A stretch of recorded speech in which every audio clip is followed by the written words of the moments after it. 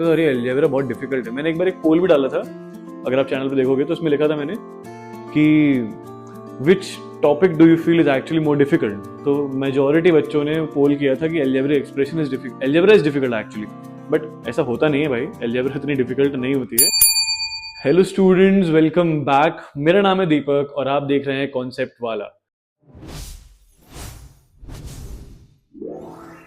I just wanted to tell you that today is our very first day for the topic of class 8, that is algebraic expressions। और आपके examinations जो है मेरे हिसाब से दिसंबर के कुछ मिड में या फिर दिसंबर के स्टार्टिंग वीक में शुरू हो ही जाएंगे, राइट। तो हमारे पास 3 चैप्टर्स है कंप्लीट करने के लिए। पहला एल्जेब्रिक एक्सप्रेशंस, फिर है मेंसुरेशन और फिर है हमारे पास एक्सपोनेंट्स एंड पावर्स। तो हम कोशिश करेंगे कि हम हर 10 दिन में, यानी कि अभी टिल 20th या मुझसे कोशिश करें थोड़ा पहले ही, बाय मे बी 17 हम अपना एक चैप्टर कंप्लीट कर लें, फिर उसके बाद सेकेंड और फिर थर्ड, और उसके बाद रिवीजन भी हम कर लेंगे उसका। तो विदाउट वेस्टिंग एनी टाइम चलिए शुरू करते हैं हम अपने टॉपिक एल्जेब्रिक एक्सप्रेशन से। तो सबसे पहले समझ लेते हैं कि एल्जेब्रिक एक्सप्रेशन का मतलब क्या है और उसमें होता क्या क्या है। एल्जेब्रा से समझ ली सबसे पहले, आपने सुना होगा जब क्लास 6-7 में होगे, या जब क्लास 5 की अगर बात करें तो इनिशियली में लगता था अरे एल्जेब्रा बहुत डिफिकल्ट है। मैंने एक बार एक पोल भी डाला था, अगर आप चैनल पे देखोगे तो उसमें लिखा था मैंने कि which topic do you feel is actually more difficult. तो मेजोरिटी बच्चों ने पोल किया था कि algebra is difficult actually. But ऐसा होता नहीं है भाई, एल्जेब्रा इतनी डिफिकल्ट नहीं होती है। चलो देखते हैं, आज हम स्टार्ट करते हैं। सबसे पहले समझते हैं एल्जेब्रा में होती क्या क्या चीजें हैं। द मोस्ट इंपॉर्टेंट, और या बिगनिंग की अगर हम बात करें, सबसे पहला जो हमारी चीज होती है ना, वो होती है कांस्टेंट एंड वेरिएबल्स। यहां से शुरू होता है। अगर ये नहीं पता तो फिर कुछ नहीं पता। सबसे पहले समझ लो कांस्टेंट और वेरिएबल होते क्या है। कांस्टेंट वो सारे नंबर्स होते हैं, वो सारी वैल्यूज होती हैं जिनकी वैल्यू आप चेंज नहीं कर सकते, वो फिक्स्ड होते हैं। कांस्टेंट है, बोलते नहीं ये मेरा कांस्टेंट है, क्यों? बदलता कभी नहीं है ना, क्योंकि तो वही सेम चीज।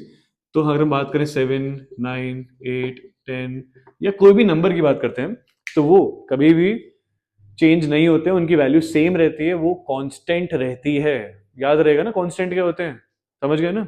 चांद पे जाओगे तो भी 7 7 ही रहेगा, और यूरोप में जाओगे तो भी 7 7 ही रहेगा, वो होता है कांस्टेंट। वेरिएबल की अगर हम बात करें, वेरिएबल जो वर्ड है ना, वो आया ही ऐसे वर्ड से, रूट वर्ड उसका है वेराय।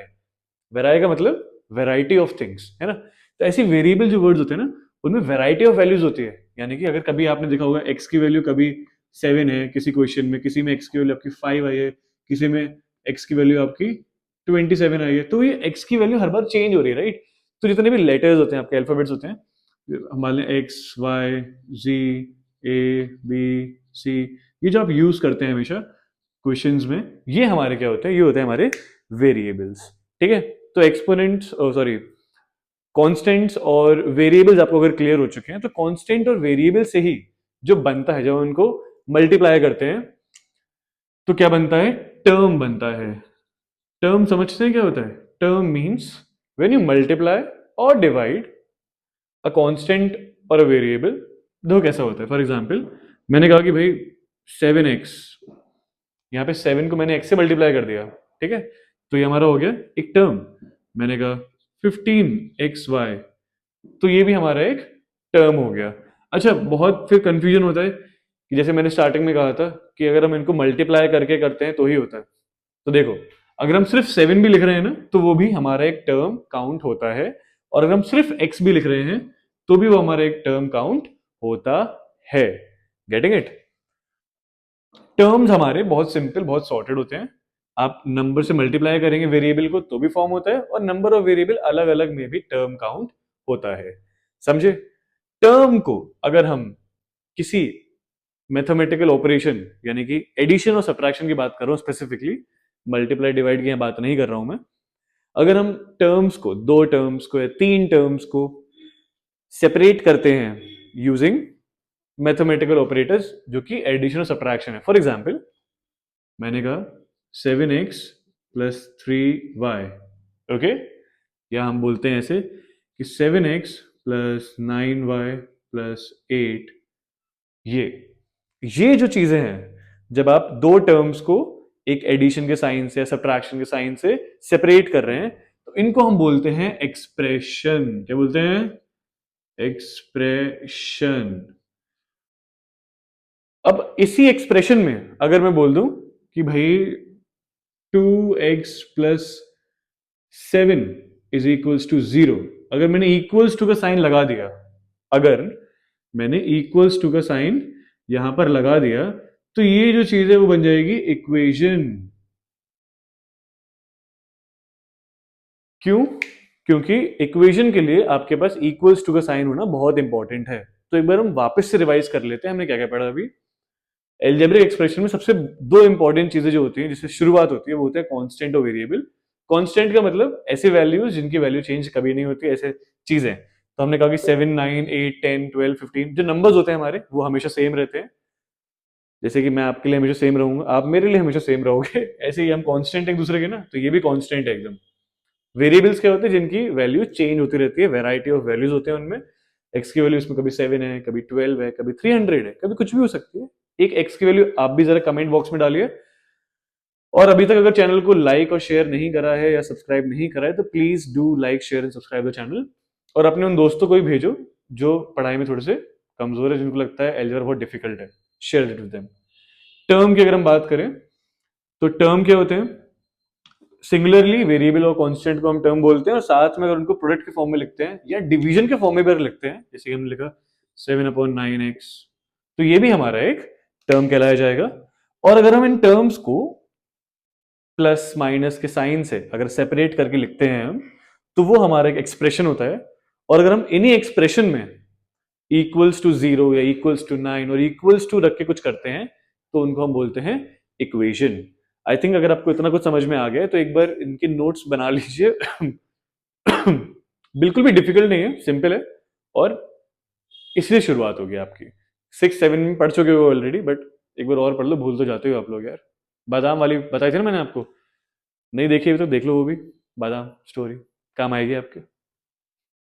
अब हम स्टार्ट करेंगे हमारा जो आगे का टॉपिक है, लाइक टर्म्स, अनलाइक टर्म्स, और टाइप्स ऑफ टर्म्स में कितने टाइप के टर्म्स होते हैं ये हम समझेंगे। सबसे पहले तो आप समझ लीजिए, अगर आपको पता है कि लाइकिंग और डिसलाइकिंग क्या होती है तो आप बहुत इजीली इस चीज को समझ जाओगे। चलो बात करते हैं हम एक टर्म की। जैसे मान लेते हैं हम 7x² y, 9y² x, 12xy and 8x² y and 16x, नहीं, y(x²), ये अगर हमारे पास टर्म्स हैं तो आपसे पूछा जाएगा कि भाई इसमें से बता दो लाइक टर्म कौन से हैं। तो लाइक टर्म समझने के लिए सबसे पहले आपको ये देखना है कि आपको कांस्टेंट को तो देखना ही नहीं है। कांस्टेंट जो है ना, जो नंबर्स हैं टर्म्स में, उन पे तो ध्यान देना ही नहीं है। आपको सिर्फ और सिर्फ वेरिएबल्स पर ध्यान देना है कि वेरिएबल और वेरिएबल की पावर अगर वो सेम है तो मतलब कि वो लाइक टर्म है। समझ लेते हैं कैसे। जैसे यहां देखो, यहाँ है x²y। अब देखो x²y और कहां पर है? x²y यहां पर तो है, x²y एक यहां पर दिख गया, x²y है। फिर यहां है y(x²), तो x²y तो यहां पर भी है ना, बिल्कुल। तो ये भी हमारा एक टर्म सेम सेम हुआ, ठीक है। और यहाँ पे y²x है और यहाँ पे xy, ये हमारे सेम टर्म नहीं हुए। तो यहाँ आप सिंपली बोल देंगे दैट 7x²y, 8x²y, 16y(x²), ये सारे के सारे हमारे क्या हैं? Like terms. और अनलाइक क्या हुए? जिनमें कोई सिमिलैरिटी है नहीं, यानी कि y² x और 12xy, ये हमारे क्या हुए? ये हमारे हुए unlike terms. I think like terms और अनलाइक टर्म्स आपको एकदम क्लियर है। मैं आपको 2-3 क्वेश्चन देता हूं और आप मुझे बताइए कि इसमें अनलाइक टर्म्स और लाइक टर्म्स क्या है। कमेंट बॉक्स में इसका आंसर लिख के, ठीक है। जैसे हम यहाँ पे बात करते हैं 7x²y z, 8xy z, 13x²zy, इनमें लाइक टर्म कौन सा बताइए आप। और बी वाले में भी देख लेते हैं भाई, एक और क्वेश्चन लेते हैं। 71z² b and 32bz² and 17z(b²x), ठीक है। तो ये आपके पास क्वेश्चन है, आपको बताना है इनमें से कि कौन से टर्म्स जो है वो हमारे लाइक टर्म्स है और कौन से हमारे अनलाइक टर्म्स है। ये करिए और कमेंट सेक्शन में अभी ड्रॉप कीजिए आंसर इसका। अब हम समझते हैं तब तक कि टाइप्स ऑफ टर्म्स में क्या क्या होता है। टाइप्स ऑफ टर्म्स समझने से पहले अगर आपने अभी तक वीडियो को लाइक और शेयर नहीं करा है तो do like it right now and subscribe the channel. चलो आगे बढ़ते हैं टाइप्स ऑफ टर्म्स पे। तो टाइप्स ऑफ टर्म्स में होता क्या है, सबसे पहले समझिए कि सबसे पहला टर्म जो that is monomial. What is it? Monomial. Monomial का मतलब क्या होता है? Mono, mono audio, mono speaker, phone में सुना होगा। मोनो स्पीकर मतलब एक ही स्पीकर है। फिर डुअल स्पीकर आने लगे, दो स्पीकर हैं फोन में, नहीं पहले मोनो स्पीकर चलते थे। मोनोमियल का मतलब होता है वन, सिंगल। अगर एक ही टर्म है एक्सप्रेशन में तो बिल्कुल वो क्या हुआ? मोनोमियल हुआ। फॉर एग्जाम्पल हमने लिखा है एक्स स्क्वायर जी, ये हमारा क्या हुआ? मोनोमियल हुआ। इसमें सिर्फ एक ही टर्म है। एक और ले लेते हैं, चलो ये हमारा एक एग्जाम्पल हुआ। दूसरे में ले लिया हमने 7x, ये हमारा एक और एग्जाम्पल हो गया। 13y, ये हमारा एक और एग्जाम्पल हो गया। समझे? तो ये हमारे क्या हुए? मोनोमियल्स हो। या फिर सिर्फ अगर आप लेते हो यहाँ पे 11 तो ये भी हमारा एक मोनोमियल हुआ। समझे? फिर आता है हमारे पास बायनोमियल। बायनोमियल की अगर हम बात करते हैं तो बायनोमियल, बायलिंगुअल, ये आपने वर्ड सुने होंगे इंग्लिश में। बायलिंगुअल का मतलब होता है ऐसा व्यक्ति जो दो लैंग्वेजेस बोल लेता है। For example if I can speak English and Hindi properly, I will say and I will be counted as an individual who is bilingual, right? दो लैंग्वेज अच्छे से आती है, इंग्लिश बोल लेता है अच्छे से और हिंदी बोल लेता है अच्छे से, राइट? मैं सिंधी हूं तो सिंधी बोल लेता हूँ। आवे लाल सभी चाहो झूले लाल, तो तुम भी बोल लो। तो बायनोमियल का मतलब होता है बायलिंगुअल। बायलिंगुअल से यानी कि दो वर्ड्स होते हैं, दो लेटर्स, दो टर्म्स की बात करें, यानी कि बाय का मतलब हुआ टू। तो ऐसे पॉलिनोमियल्स या ऐसे अगर हम एक्सप्रेशन की बात करें इसमें दो टर्म्स हैं, वो होते हैं binomial. For example 13xy plus 7z², ये हमारा क्या हुआ? ये हुआ बायनोमियल। और हमने बोला 9x प्लस 7, ये हमारा हुआ बायनोमियल। समझ गए? Then we have trinomial. Trinomial का मतलब क्या हुआ? जिसमें तीन टर्म्स हुए। तीन टर्म समझते हो ना? तीन टर्म का मतलब आपने ले लिया एक एक्स वाई जी ले लो। चलो बात करते हैं ट्राइनोमियल। पहले ट्राइनोमियल का मतलब समझ लो, ट्राई साइकिल, तीन पहिए वाली साइकिल, है ना? ट्राइंगल, है ना? उसमें तीन एंगल्स होते हैं, तीन साइड्स होती हैं। तो ये ट्राइनोमियल का मतलब ऐसा एक्सप्रेशन इसमें तीन टर्म्स हैं। For example 7x plus 13y plus 9, ये हमारा एक ट्राइनोमियल हो क्योंकि इसमें तीन टर्म्स हैं। ठीक है? 17xy प्लस 19z प्लस 4, ये हमारा अगेन ट्राइनोमियल हुआ। और एक चीज जो मैंने आपको पहले नहीं बताई थी, मैंने कहा था लास्ट तक बने रहोगे तो ऐसे सीख के जाओगे भाई। तो मेन डेफिनेशन जो होती है ना बायनोमियल की, मोनोमियल की, ट्राइनोमियल की, वो क्या होती है कि मोनोमियल में क्या होता है? It should have one term, तो समझ में आ गया। बायनोमियल में it should have two unlike terms. क्या होता है? Two unlike terms. और थर्ड होता है हमारा ट्राइनोमियल। ट्राइनोमियल का मतलब क्या होता है? It should have three unlike terms. यानी कि अगर आपके सामने ऐसे लिखा रहा है कुछ, कि अगर आपसे मैंने बोला है कि भाई लिख दीजिए z²y प्लस 3z²y, तो यहां भी आपको दिख रहा है दो टर्म्स है। क्या ये आपका बायनोमियल हुआ? नहीं हुआ। ये आपका बिल्कुल भी बायनोमियल नहीं हुआ। आप z²y और 3z²y को जब ऐड करोगे इट विल बिकम 4z²y। बेटा ये तो मोनोमियल ही था। तो ये तो आपका मोनोमियल ही था, ये आपका बायनोमियल नहीं था। तो it should have two unlike terms जो कि सेम सेम नहीं है, अनलाइक होने चाहिए। लाइक अगर है तो फिर समझ लो कि वो पहले सॉल्व कर लो, उसके बाद चेक करो कितने आपके पास टर्म्स हैं उस क्वेश्चन में। समझ में आया? समझ में आया तो बिल्कुल लाइक करो और चैनल सब्सक्राइब करो अगर अभी तक नहीं करा है तो भाई। अब हम आगे बढ़ते हैं हमारे नेक्स्ट टॉपिक के लिए जिसको हम बोलते हैं कोफिशिएंट। कोफिशिएंट स्टार्ट करने से पहले मैं आपको बताना चाहूंगा कि सिंपल सी चीज है। कोफिशिएंट बिल्कुल बड़ा नहीं है, ज्यादा भी बड़ा नहीं है, बिल्कुल भी बड़ा कैसे ही होगा भाई, क्योंकि छोटी क्लास है तो छोटे क्वेश्चन आएंगे आपके पास तो अभी नहीं। बट आपको समझना पड़ेगा कोफिशिएंट होता क्या है। कोफिशिएंट स्टार्ट करेंगे हम इन 2 मिनट्स। कोफिशिएंट अब हम समझेंगे कोफिशिएंट क्या होता है। कोफिशिएंट देखो क्या होता है, सबसे पहले तो आपको समझना पड़ेगा कि बहुत ज्यादा एफिशिएंसी चेक करते हैं उसकी, समझे। तो हमें करना क्या है actually, if are talking about finding a coefficient of any number, let's say मैंने आपसे कहा कि 7a² b में आप कोफिशिएंट फाइंड कीजिए 7 का। अरे सर ये तो क्वेश्चन भी ऐसे गिवन है ना, 7a²by, ये क्वेश्चन क्या है एक्चुअली। हाँ हाँ हाँ, चलो तो पहले समझ लेते हैं कि क्वेश्चन क्या है। तो मैंने आपको क्वेश्चन दिया है already, consider 7a²by, find the coefficient of a² b 7। Numerical coefficient क्या होता है और इसका लिटरल कोफिशिएंट क्या होता है। ये सारी चीजें अगर शायद अगर आपको लग रहा है अभी कि नहीं आती हैं तो डोंट वरी, ये 3 मिनट का जो भी आय का सेशन आप देखोगे ना, उसके बाद आप ये पूरे के पूरे आंसर्स देने के एबल रहोगे। You will be capable of answering all these questions, बहुत इजीली कर लोगे। चलो समझते हैं कि कोफिशिएंट में अगर हम बात करें सबसे पहले कि न्यूमेरिकल कोफिशिएंट क्या होता है। मैंने अगर आपसे बोला कि न्यूमेरिकल कोफिशिएंट किसी भी चीज को फाइंड करना है, मैंने कहा एक टर्म है हमारे पास 17 ABC², ठीक है। मैंने आपसे कहा कि हमारे पास एक क्वेश्चन है 17 ABC², हमें इसमें लिटरल या न्यूमेरिकल कोफिशिएंट फाइंड करना है। मैंने कहा न्यूमेरिकल कोफिशिएंट फाइंड करना है, तो मैं बोल दूंगा सिर्फ जो 17 है उसको लिख दो, क्योंकि नंबर क्या है हमारे पास 17। मैंने कहा न्यूमेरिकल कोफिशिएंट बताओ, तो वो ये हुआ नंबर।